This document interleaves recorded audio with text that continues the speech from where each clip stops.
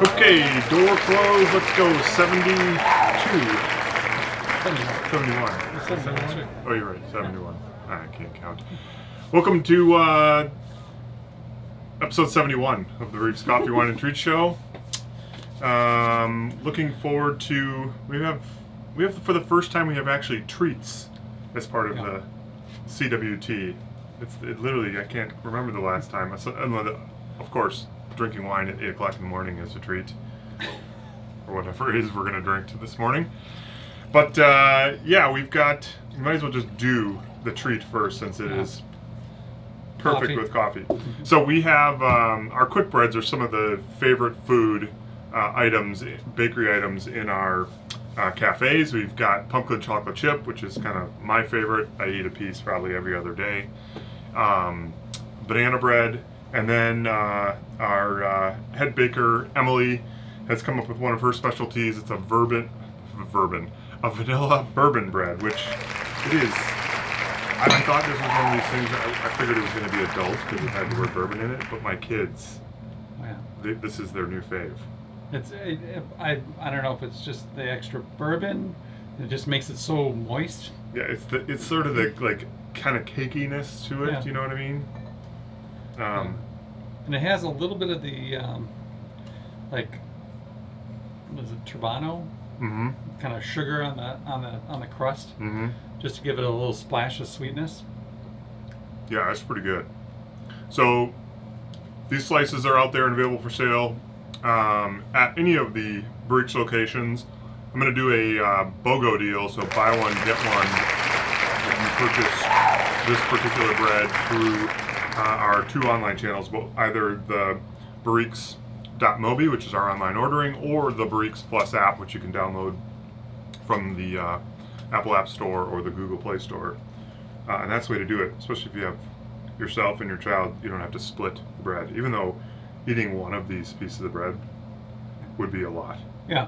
But it's great with coffee. It is great with coffee. I'm not sure what it's going to taste like with Chardonnay.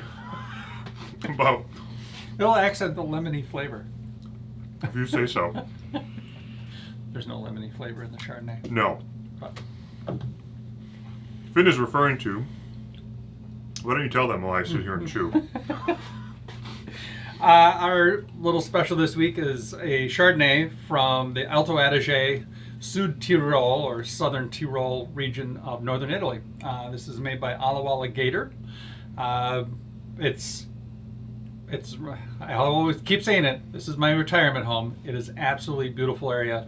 You're right up against the Alps in Austria to the north, woven between the Dolomite Mountains, and very austere, difficult place to grow vines just because of sun orientation and shading and the whole 9 yards. But the valley actually gets some really nice warmth that gets trapped at the bottom, and the vines are trellised up the hillside, some of the most extreme vineyards you'll ever see, like literally 12, 14-foot drops from one vine to the next vine to the next vine. It's very interesting area. It has to be hand harvested because you can't run a tractor. I mean, half your tractor would be off the cliff. Yeah, but very suited to cool climate varietals, and so they're really well known for their Pinot Grigios and Gewürztraminers and the like. But Ala Gator has done a great job with the Chardonnay, which also does very well in cool climate. And this is the other region that Kristen Millis said that if you're going to grow Pinot Grigio, it's Collio or here, basically. Yeah, exactly. Yeah. I already poured it. Yeah, great. Let's have some Chardonnay with our Vanilla Bourbon Bread coffee. Which is really, I find really interesting about this particular wine is that they ferment half the wine on the lees, which is the skin sediment. They don't stir it, but it adds a little bit more body to the wine itself because it would be really very racy in style. And the other half they actually put in tanks outside because of the natural coolness of the valley. It maintains a nice slow fermentation, which you rarely will see. Like if you're out in California, the tanks are inside buildings that are insulated and things like that. Where there they have the natural. They have enough coolness that they can actually do it. Interesting.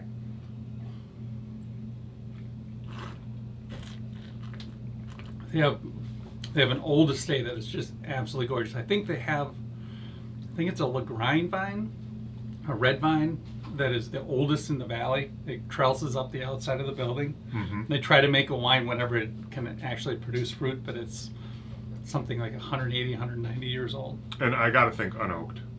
Oh yeah, totally unoaked. Yeah. This is a mix of concrete and stainless steel. Yeah, I mean, if you are a Chardonnay fan, like crisp, non-oaky, non-overly like tropical Chardonnay, this is the bomb. And this is such a food wine. Yeah. I mean, this is your dinner pal. You know, it's so refreshing and bright. It's like in comparison to I think a lot of people's perception of Chardonnay, even like Burgundy or anything. This is a lighter, and it's that acidic sort of pop to it. You could almost mistake it for a Sauv Blanc or something along those lines. On initial. Once you get it in the back palate, then it kind of gives it away. It's a little more Granny Smith apple. It's a little cold. It's a little cold. Maybe a smidge. Yeah. But it's good. It's delicious. I believe the deal was so. This is our email special that we do every week. $14.99 is the regular retail price, and we've got it marked down to $12.99. So it is I mean, it's like I need a wine to go with. You know, I'm making fish tonight. I'm doing roasted chicken. I need, it's your go-to wine. You know? Yeah. You don't have to mess around and like, oh, this is my dinner wine. Yeah, no, it's delicious, and from obviously very reputable producer. So out at the barriquesmarket.com website, under the August 18th show section, you will find not the Vanilla Bourbon Bread, because you need to go to our mobile ordering site for that, but you will find this Chardonnay and all the other products that we're going to talk about today. Again, the deal pricing for this, $14.99 regular retail, $12.99 deal pricing. And I would strongly encourage you to give it a try. Even if you're sort of like on the fence about Chardonnay, this thing will make you a believer. Mm-hmm. I don't know.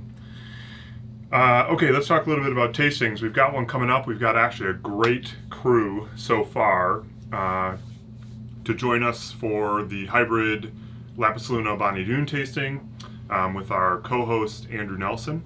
Andrew's joined us for a couple of different tastings, both for a standalone Lapis Luna tasting and a standalone Bonnie Doon tasting. He's quite a character. One of the tastings, it'll be interesting to sort of get his take now, but I think it was Lapis Luna. I mean, he had wildfires that were like in close proximity to where he was. He showed us the sky and things like that during that tasting. It was like a whiteout. Oh yeah, crazy. But anyway, he's going to be joining us virtually.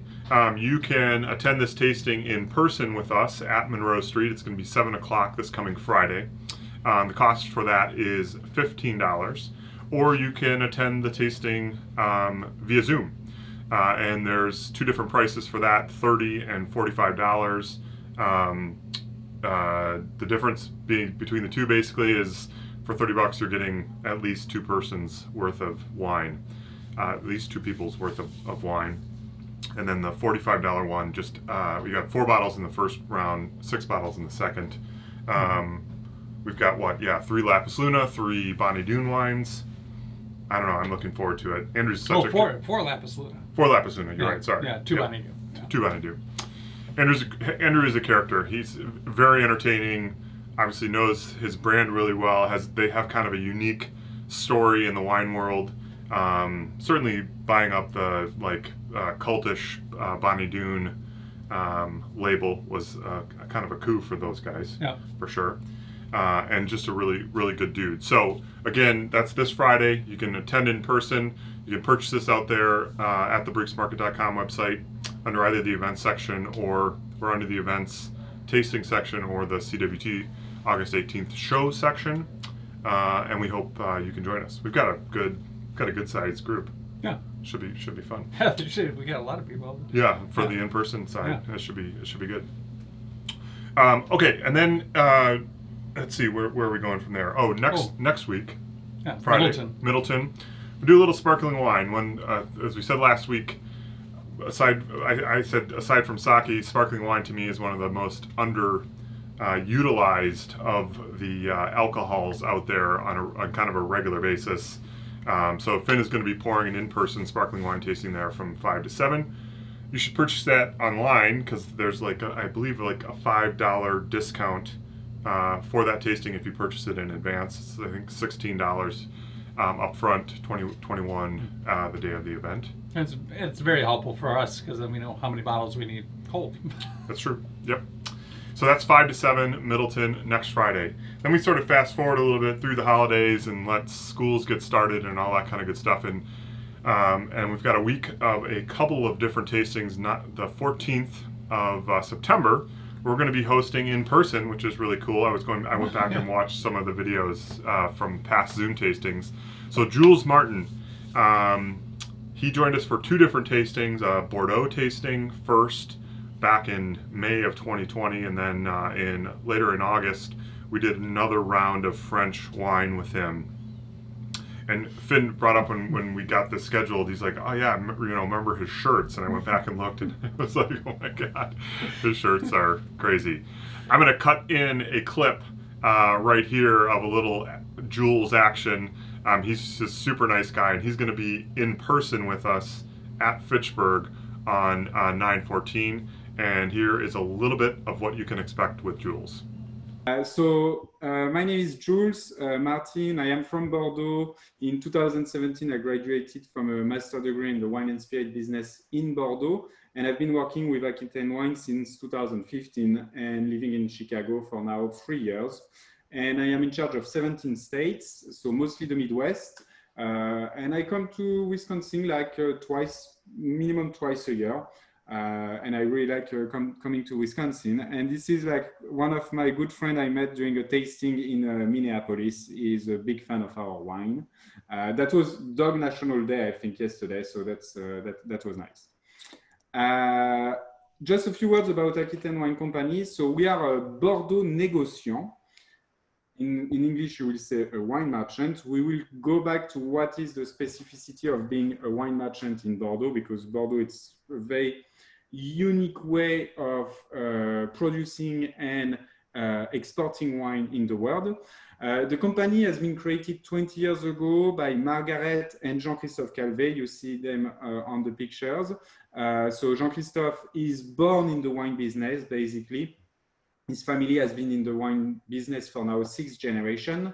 And Margaret, she's from California, and she graduated from Harvard. And that's like a very good mix and match, I will say, of France and America. And so we are specialized on wines from Bordeaux, also the south of France, especially the Languedoc, but mostly Bordeaux, and on family-owned, independent, and small estates winery. And we are one of the few wine merchants from Bordeaux today to export our wine in the 50 states in America. As we do we export a little bit in the UK, a little bit in Taiwan, but we probably do 90% of our business in America. Okay, so there's Jules. I'm hoping we're going to have to tell him to make sure to wear one of those crazy shirts, or one of his crazy shirts. But he's a really entertaining guy. Obviously knows the area really well. During these tastings, he does one of the things he just does a really great job of is kind of interweaving, some of the material that he has from the area, pictures and maps and things like that are all really helpful to kind of help orient you to where we're talking about in the world. But he's going to be doing a free tasting on the 14th at Fitchburg. More details of that to come. It'll be between 5 and 7. And then we are going to go back to Sake Land, which I'm really excited about. And you've got the 1 cup up here. Yeah, I got the 1 cup. We're running out of space. It's true. We have a very small It's a small table, which is also very precariously built. Ryan Mellinger with Jodo Sake. She did 3 sake tastings with us in 2020, if I'm not mistaken, right? We did them all in 2020, I think. Maybe one limped out there in early 2021. Yep. But she's going to be with us as another hybrid tasting, so she's going to be co-hosting with us. She'll join us via Zoom, and then we'll have the in-person component. And of course, if you would rather do it virtually, you can do that. The specifics on that tasting should be out probably by the time this airs, and if not, shortly thereafter. It's going to be similarly priced to what our hybrid tastings have been in kind of the 15, 30, 45 range. But I would strongly urge you, if you've had sake and you're like, "Blech, I don't like it," you've had it at some restaurant somewhere, please try this. It is well worth your time. I guarantee you will find yourself with a refrigerator that has a sake bottle in it on a regular basis. Well, and the great thing about sake is, and which we had learned from her, is it's way more shelf stable, especially in the fridge. Yeah. So even if you buy a large format bottle of sake and you drink a third or a half of it, you can forget about it 2 weeks, order some sushi and do it again because it's still fine. Weeks. They can go weeks, and it tastes, effectively just as fresh as it did when you popped it open. And we have some special new ones. Yeah, I know. I saw the list. I'm pretty cool. We do have the one cup in there. This was a wine that we did, sake that we did. First one. It was the first of the sake tastings, and it was a mind-opening, blowing experience. They were delicious. Well, I think of the one cups like the Underwood. Yeah, I agree. It's like you just want to have a little sake with your dinner or whatever. This is kind of the perfect. Very easy. Yeah. Super easy. Ryan is a great, also another great co-host, super enthusiastic about the different brewers that they represent over in Japan. And it is really educational, and it will blow you away as to how good some of these sakes are. So join us. That'll be September 17th, a Friday, Monroe Street, 7 o'clock. More details on that to come. Okay, let's talk Rum. Yeah, things that we don't drink enough of. Last week, we talked a little bit about Downdrain's cherry liqueur. Right? Was it last week? No, it was a couple weeks ago. A couple weeks ago. That's right. I skipped apple brandy. That's what we were. Willershire apple brandy. So we've been, cherry liqueur, apple brandy, and now we're lemon rum. We got to get the summer drinks in. I guess. We're going to be switching over to whiskey soon. So. Downdrain's Distillery, local folks that we really enjoy supporting. They do a coffee liqueur with us that we infuse some of our coffee into. They are all kind of chemical engineers, literally by training. So it's super fun to interact with them. Like just the way they think about building products and things like that comes from obviously a very scientific side, but also they're very attuned to taste and flavor and things like that. Abby's a great taster. Yeah. She's really sharp. We had her in when we were doing the initial tasting for the coffees to go into their liqueur, and I mean, she just kind of thinks about things on like another level, really, even differently than we do in some cases. So their lemon rum, Finn, $26.49 I think on the shelf, and we have very little of this stuff. Yeah, I don't know why we got shorted, but maybe it's just a production thing. Maybe it's a shortage of lemons. Seems to be a shortage on lots of different things out there. That's for sure. Plastic cups, whatever. But their lemon rum is, if you're a Cuba Libre fan, mixing this up with a Coke and a wedge in it, it's a great summer patio drink. And being 85 degrees this week, it's kind of a no-brainer.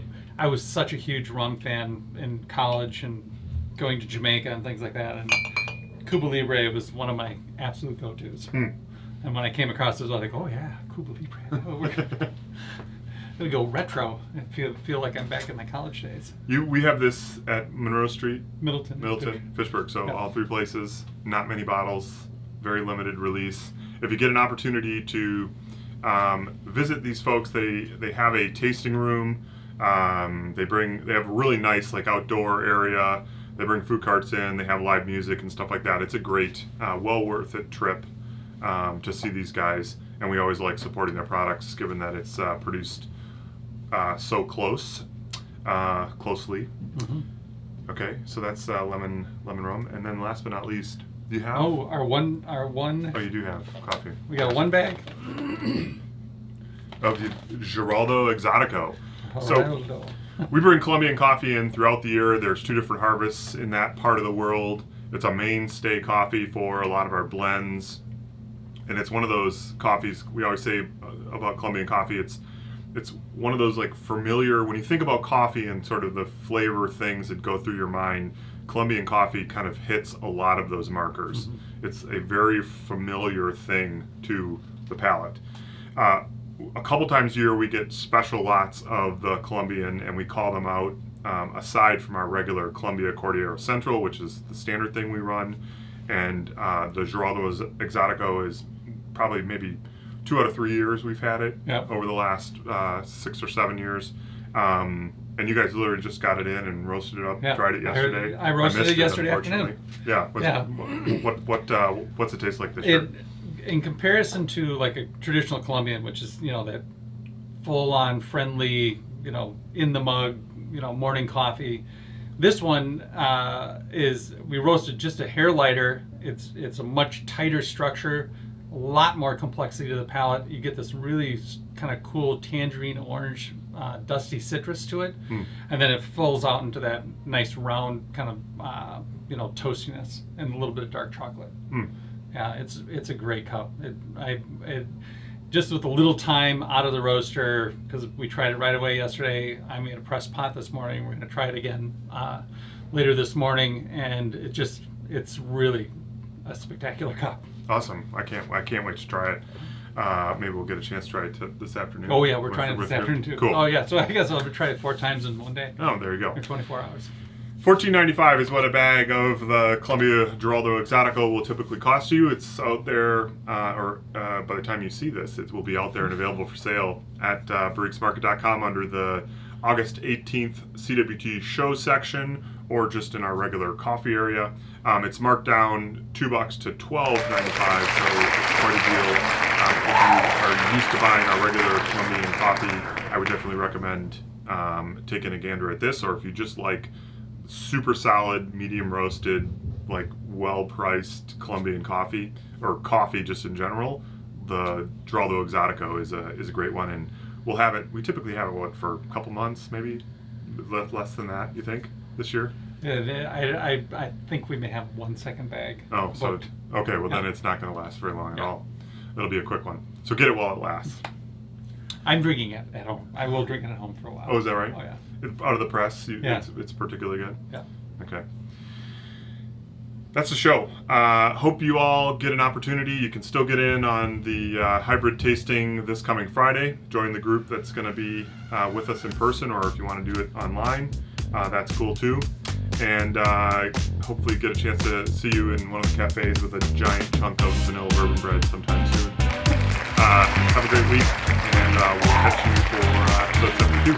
Cheers. Have a good weekend.